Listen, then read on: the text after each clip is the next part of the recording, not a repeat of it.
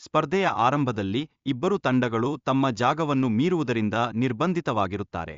ಈ ನಿಯಮಗಳು ತೀವ್ರ ಸ್ಪರ್ಧೆ ಉಂಟುಮಾಡುತ್ತವೆ. ಪುರುಷರ ತಂಡವು ಪ್ರಥಮ ರಾತ್ರಿ ತೊಂದರೆಯಲ್ಲಿಯೇ ಕಳೆದಿದೆ. ಆದರೆ ಮಹಿಳೆಯರ ತಂಡವು ತಮ್ಮ ಸ್ಪರ್ಧೆಗಳನ್ನು ಸುಲಭವಾಗಿ ನಿರ್ವಹಿಸುತ್ತಿದೆ. ಈಗ ಮಹಿಳೆಯರು ತಮ್ಮ ಆಹಾರದ ಸಂಪತ್ತನ್ನು ಉಳಿಸಲು ತಮ್ಮಲ್ಲಿರುವ ಸದಸ್ಯರನ್ನು ತ್ಯಜಿಸಲು ನಿರ್ಧಾರ ಕೈಗೊಳ್ಳುತ್ತಿದ್ದಾರೆ. ಇದು ತೀವ್ರವಾದ ತಂತ್ರವನ್ನು ತೋರಿಸುತ್ತದೆ. ಮಹಿಳಾ ತಂಡವು ಪರಿಶೀಲನೆಯ ಮೂಲಕ ಆಹಾರವನ್ನು ಗೆಲ್ಲಲು ಪ್ರಯತ್ನಿಸುತ್ತಿದ್ದು, ಇದು ಅವರ ಆತ್ಮವಿಶ್ವಾಸವನ್ನು ಏರುತ್ತಿದೆ. ಇದರತ್ತ ಪುರುಷರ ತಂಡವು ಆಹಾರ ಕೊರತೆಯಲ್ಲಿದೆ. ಪುರುಷರ ತಂಡವು ಕಷ್ಟಪಟ್ಟಾಗ ಅವರು ತಮ್ಮ ಶ್ರೇಣಿಯಲ್ಲಿ ನಂಬಿಕೆ ಕಳೆದುಕೊಳ್ಳುತ್ತಿದ್ದಾರೆ ಮತ್ತು ಕೆಲವು ಸದಸ್ಯರು ತಮ್ಮ ಶ್ರಮವನ್ನು ಮೀರಿಸುತ್ತಿದ್ದಾರೆ. ಗಾಳಿಯ ಬದಲಾವಣೆ ಮತ್ತು ಮಳೆಯ ಪರಿಣಾಮದಿಂದ ಪುರುಷರ ತಂಡದ ಶಿಬಿರದ ಪರಿಸ್ಥಿತಿಗಳು ಕಠಿಣವಾಗಿ ಬದಲಾಗುತ್ತವೆ. ಇದರಿಂದ ಅವರ ನಿರಾಳತೆಯ ಮೇಲೆ ಪ್ರಭಾವ ಬೀರುತ್ತದೆ. ಜೋಶ್ ಸ್ಪರ್ಧೆಯಿಂದ ಹೊರಬಂದಾಗ ತಂಡವು ಹೊಸ ಆತ್ಮವಿಶ್ವಾಸವನ್ನು ಹೊಂದುತ್ತಿದೆ. ಅವರು ತಮ್ಮನ್ನು ಹೆಚ್ಚು ಶಕ್ತಿಶಾಲಿಯಾಗಿ ಭಾವಿಸುತ್ತಿದ್ದಾರೆ. ಕೆಳಗಿನ ಸವಾಲಿನಲ್ಲಿ ತಂಡಗಳು ತಮ್ಮ ಶೆಲ್ಟರ್ ಮತ್ತು ಆಹಾರವನ್ನು ಉಳಿಸಲು ಸ್ಪರ್ಧಿಸುತ್ತವೆ. ಇದು ಅವರ ಬಾಳ್ವೆಗೆ ಬಹಳ ಮುಖ್ಯವಾಗಿದೆ. ಪುರುಷರ ತಂಡವು ಪರಸ್ಪರ ಬೆಂಬಲವನ್ನು ಬೆಳೆಸುತ್ತಿದೆ.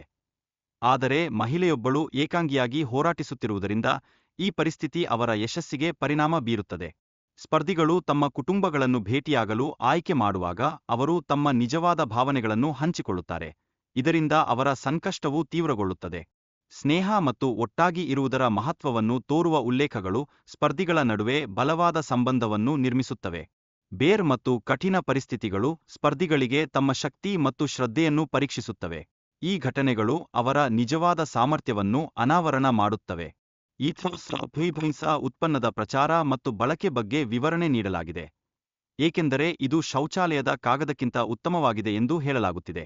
ಆನಾ ಮತ್ತು ಧಿರ್ಸ್ಯೂಜಿಯೋ ಅವರ ನಡುವಿನ ಸ್ಪರ್ಧೆಗೆ ಆಹಾರ ಸಂದಾಯಕ್ಕಾಗಿ ಹೇಗೆ ತಂತ್ರಗಳನ್ನು ರೂಪಿಸುತ್ತಾರೆ ಎಂಬುದರ ಬಗ್ಗೆ ಚರ್ಚಿಸಲಾಗಿದೆ.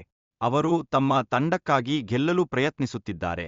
ವಿವಿಧ 60 ಚಲನಶೀಲ ಹಂತದಲ್ಲಿ ಆಗಾ ಮತ್ತು ಧಿರ್ಸ್ಯೂಜಿಯೋ ತಮ್ಮ ಅವಶ್ಯಕತೆಗಳನ್ನು ಒಪ್ಪಿಸಲು ಹೇಗೆ ಚಿಂತನ ಮಾಡುತ್ತಾರೆ ಎಂಬುದನ್ನು ತೋರಿಸುತ್ತಾರೆ, ಮತ್ತು ಅವರು ವಿಭಿನ್ನ ಆಹಾರ ವಿನಂತಿಸುತ್ತಾರೆ.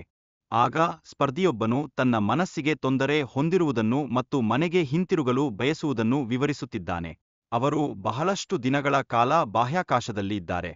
ಸ್ಪರ್ಧೆಯಲ್ಲಿನ ಗೆಲುವು ಮತ್ತು ಸೋಲು ಕುರಿತು ನಿರ್ಧಾರವನ್ನು ಪ್ರಕಟಿಸಲಾಗಿದೆ, ಮತ್ತು ಮಹಿಳೆಯ ತಂಡವು $500 ಟ್ರಿಪಲ್ ಶೂನ್ಯ ಗೆಲ್ಲಲು ಯಶಸ್ವಿಯಾಗುತ್ತದೆ. ಅವರು ನಿರ್ಗಮಿಸಿರುವ ಸ್ಪರ್ಧಿಯನ್ನು ಅವರು ತಮ್ಮ ತಂಡವನ್ನು ಗೆಲ್ಲುವ ಅಭ್ಯಾಸದಲ್ಲಿ ಭಾಗವಹಿಸುತ್ತಿದ್ದಾನೆ ಎಂದು ತಿಳಿಸಲಾಗಿದೆ. ಪ್ರತಿಯೊಬ್ಬ ಸ್ಪರ್ಧಿಗೂ $10,000 ನೀಡಲಾಗುತ್ತದೆ.